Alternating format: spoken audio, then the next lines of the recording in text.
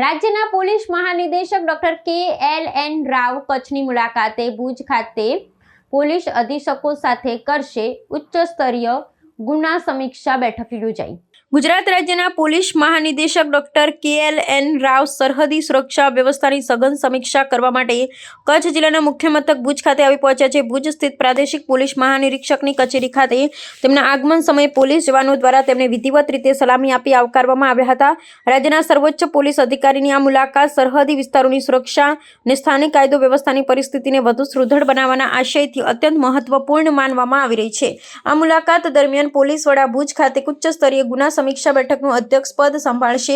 આ અગત્યની બેઠકમાં પશ્ચિમ કચ્છ, પૂર્વ કચ્છ, બનાસકાંઠા, પાટણ અને થરાદ વિસ્તારના જિલ્લા પોલીસ અધિક્ષકો વિશેષ રૂપે ઉપસ્થિત રહેશે અને પોતાના વિસ્તારોની ગુનાહિત પ્રવૃત્તિઓ અંગે વિસ્તૃત અહેવાલ રજૂ કરશે। આ ઉપરાંત રાષ્ટ્રીય સુરક્ષાને લગતા સંવેદનશીલ મુદ્દાઓ પર સૈન્ય સીમા સુરક્ષા દળ અને ભારતીય તટરક્ષક દળના ઉચ્ચ અધિકારીઓ સાથે પણ ઊંડાણપૂર્વકની ચર્ચા વિચારણા કરવામાં આવશે, જેથી તમામ સુરક્ષા એજન્સીઓ વચ્ચે સંકલન વધુ મજબૂત બનાવી શકાય।